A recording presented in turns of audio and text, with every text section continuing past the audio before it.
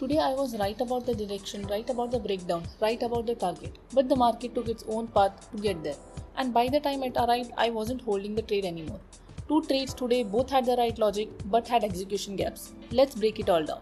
Today is Friday 29th of May 2026 Nifty non-expiry session. Market opened flat below CPR. Now coming into today, I had already noticed that CPR and 50 EMA were sitting at the same level, a confluence zone.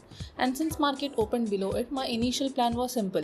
If market makes a rejection candle at that confluence zone, I enter a CE sell trade.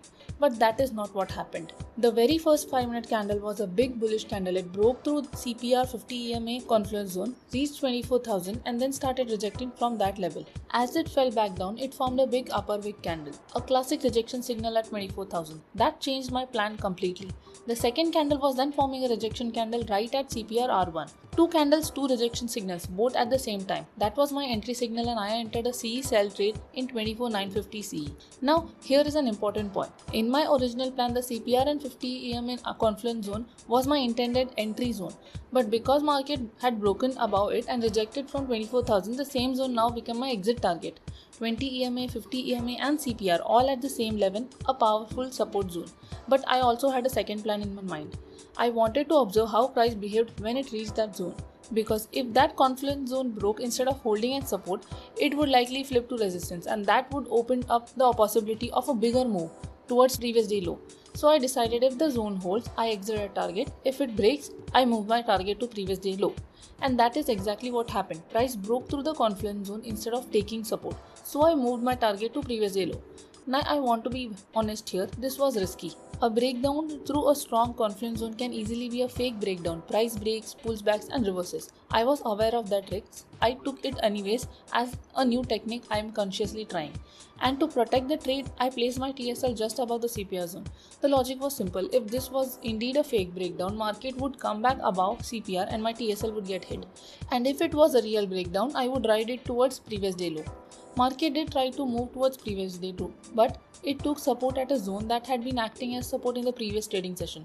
Interestingly, this was the exact same zone from where I had taken a pullback trade on 27th of May.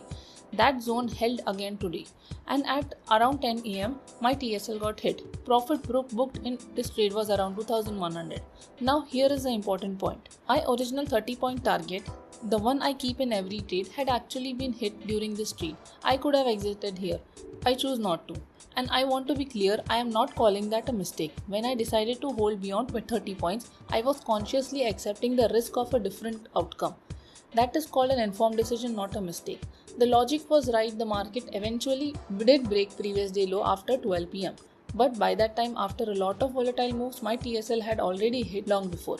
Direction correct, timing imperfect. For my second trade, I took a long strangle. I bought 24,000 CE and 23,900 PE, 2 lots each. Now a long strangle is a strategy where you buy both a call and a put simultaneously. You profit when the market makes a sharp move in either direction, up or down. The risk, if market stays flat, both options lose value slowly due to theta decay. My logic here was simple. Looking at the volatile up and down moves the market was making, a breakout or breakdown in either direction felt inevitable. I just wasn't sure which side it would come from. Max loss as per the payoff chart was around 400 to 500 at end of the day. So the risk was clearly defined and small. Plan was straightforward. Hold till end of the day if no big move comes, or exit immediately with whatever profit if either side breaks sharply. But after my entry, market went back into a range again. Both options started losing value due to theta decay and my trade went into loss. I held because the logic was still intact. A move was coming. I just had to wait for it. And after 12 pm, the move finally came. Nifty broke previous day low and reached 23,800. Exactly the breakdown I was expecting. As soon as the price took support near 23,800, I exited the trade, following my plan. Total profit around 800. Now this trade had the potential to give significantly more and in two different ways. First, if I had waited for a clear trigger before entering, I would have avoided sitting through the theta decay entirely. Second, if I had held till 3:15 pm or so, the move had even more in it. But I followed my plan and exited when price reached 23,800. That was the right thing to do because the plan said exit when the move comes and the move had come. The gap was not in the exit, it was in the entry timing.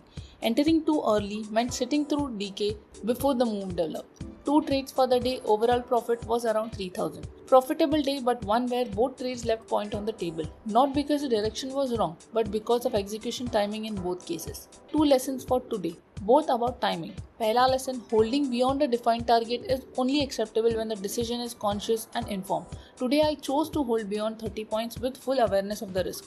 That is different from holding out for greed or fear. But the outcome is a reminder. When you extend beyond your original plan, the market does not always cooperate with your extended logic. Dusra lesson, in a strangle strategy, entry timing is everything. Entering too early means sitting through theta decay before the move comes. The logic was right both times, the execution is where the improvement needs to be done. May month is done and the full monthly review is coming separately. If you want to see how the entire month looked, the calendar, the lessons and what changes in June, subscribe so you don't miss it. Let's improve our trading one step at a time. Thank you and have a great day.